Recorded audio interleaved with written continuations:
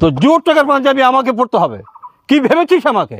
তোর হারাম ইনকাম করার টাকা দিয়ে পাঞ্জাবি এনে আমাকে দিচ্ছিস, আর সেই পাঞ্জাবি আমি পরবো? তুই চলে যা এখান থেকে, আমার চোখের সামনে থেকে তুই চলে যা।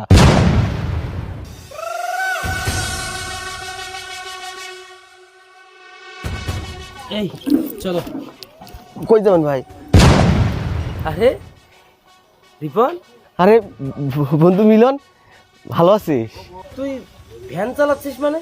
আর ভ্যান চালাই, কি করবি বন্ধু, পেটের দায়ে ভ্যান চালাচ্ছি।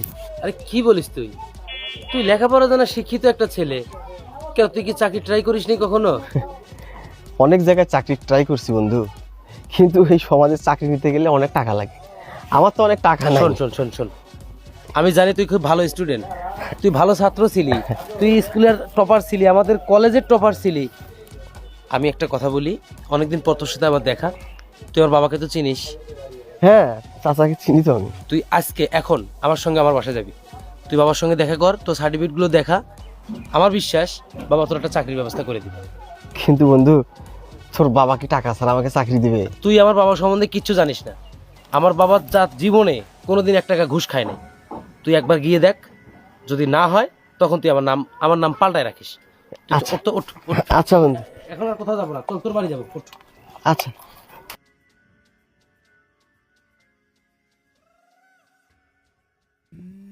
না, তোমার ফাইলপত্র, যে কাগজপত্র আমি সব দেখেছি, কাগজপত্র তো কোনো সমস্যা নেই, সব কিছুই ওকে। তোমার চাকরি করার মতো যোগ্যতা রয়েছে, সব দিক দিয়ে ভালো। দেখো বাবা, সবকিছু তো একটা মেনটেন করে চলতে হয়। রোজা রমজান দিন তোমাকে বা কি বলি, সামনে তো পবিত্র ঈদ। তুমি তোমার চাকরির ব্যাপারে বেশি না আমাকে লাখ 10 টাকা দিবে, যাতে ঈদ খরচ আমি করতে পারি। এতে হবে কি, তোমার চাকরিটা 100% কনফার্ম। ও আর হ্যাঁ, একটা কথা, সেটা হলো আমি যে তোমাকে বাসায় ডেকে এনে কথাগুলো বললাম, এই কথাগুলো বাইরের জন্য কেউ না জানে। দেশের অবস্থা তো ভালো না, বুঝতেই পারছো। যদি এই কথা বাইরে কেউ জানে, তার চাকরিটার ব্যাপারে তোমারও হবে না, আমারও একটা সমস্যা হয়ে যেতে পারে। বুঝতে পারছো তোমার কথা? আচ্ছা ঠিক আছে। দেখো, তুমি আমার ছেলের বন্ধু, এই হিসেবে কিন্তু তোমাকে কথাটা বলছি। তুমি এখন ভেবে চিন্তে দেখো টাকাটা তুমি আমাকে দিতে পারো কিনা।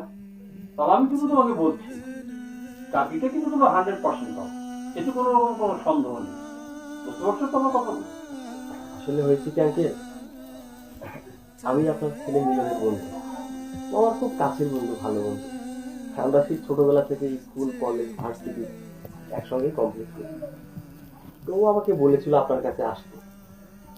তবে আমি কিন্তু জানি আঙ্কেল, বর্তমানে চাকরি নিতে গেলে টাকা লাগে, টাকা ছাড়া কোনো চাকরি হয় না। কিন্তু আঙ্কেল, এই 10 লক্ষ টাকা, এটা তো আমার জন্য স্বপ্নের মতন একটা টাকা।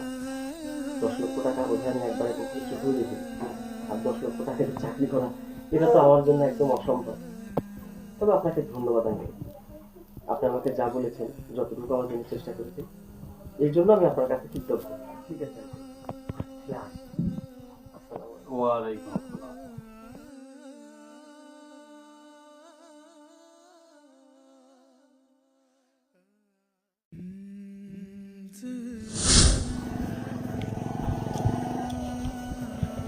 আরে কি ব্যাপার, গেছিলি? হ্যাঁ বন্ধু। কি বললো বাবা? নিশ্চয়ই বলছে তো চাকরিটা হবে, তাই না? হ্যাঁ, তোর বাবা বলছে চাকরিটা আমার হবে। হ্যাঁ, তাহলে তো এরকম মুখ গোমরা করে আসিস কেন? বন্ধু, তোকে বলেছিলাম না, বর্তমান সমাজে চাকরি দিতে গেলে টাকা লাগবে। মানে মানে আঙ্কেল বলেছে চাকরি নিতে গেলে আমাকে 10 লক্ষ টাকা দিতে।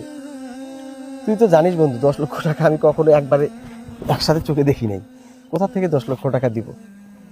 তাই আমি চলে আসলাম। থাক বন্ধু, আমার আবার বাসায় গিয়ে গাড়ি বের করতে হবে, নাহলে আজকে বাজারটাও করতে পারবো না।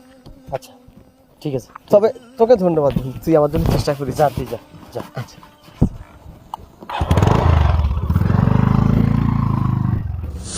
একটু আগে আমি আমার এক বন্ধুকে পাঠিয়েছিলাম তোমার কাছে।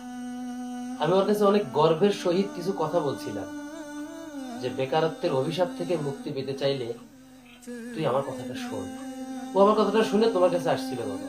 আমি ওকে পাঠাইছিলাম, কিন্তু শেষ পর্যন্ত তুমি তার সাথে এটা করতে পারলে বাবা? আমি কি করেছি?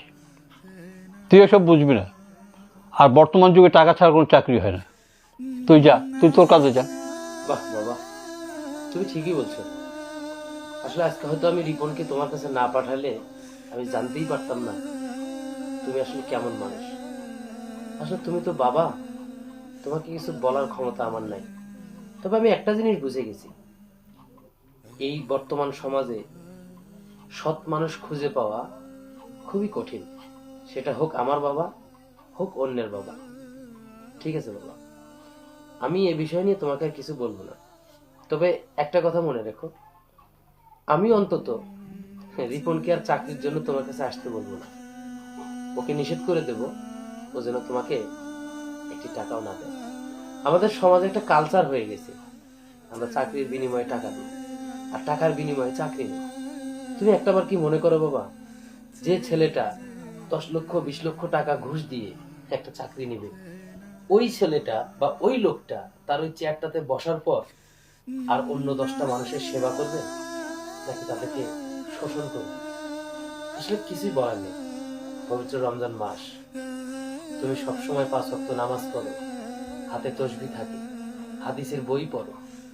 তোমার প্রতি আমার একটা বিশ্বাস ছিল যে আমার বাবা এমনটা নয়। আমার গৌরব বন্ধুটাকে আমি এই কারণেই পাঠাইছিলাম। ঠিক আছে বাবা, আমি কিছু বলবো না আর। থাকো তুমি।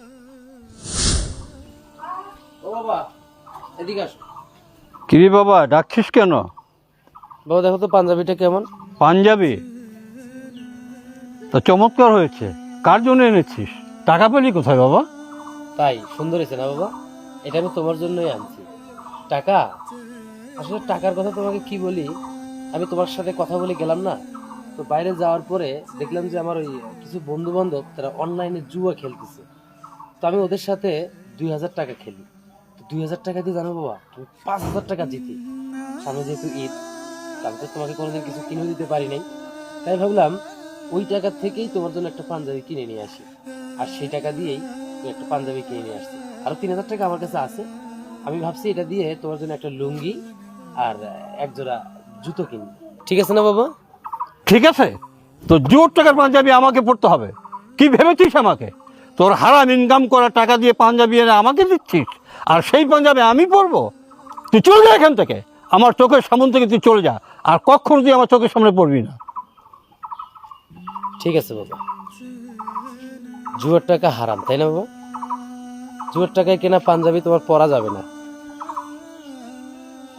তাতে করে তোমার ইমানের সমস্যা হবে, ইমানের ঘাটতি হবে, ইমানের অবমাননা হবে, তুমি হারাম পথের পথিক হয়ে যাবে, তাই না বাবা? আর যখন ইসলামিক লেবাস পরে ধর্মের কথা বলে মানুষের কাছ থেকে ঘুষ নাও, ঘুষের টাকায় ঈদ করতে চাও, ঘুষের টাকায় বাড়িতে ভালো ভালো বাজার নিয়ে এসে আমাদেরকে খাওয়াও, তখন কি সেটা আমাদের জন্য হালাল হয় বাবা? কি হলো, চুপ করে আছো কেন? হালাল হয়? হয় না। আমি এই কাজটা তোমার সাথে করার জন্য বাধ্য হয়েছি বাবা। তুমি আজকে আমার বন্ধুর সঙ্গে যেটা করছো না, সেখানে গিয়ে আমি অনেক বড় কষ্ট পাইছি।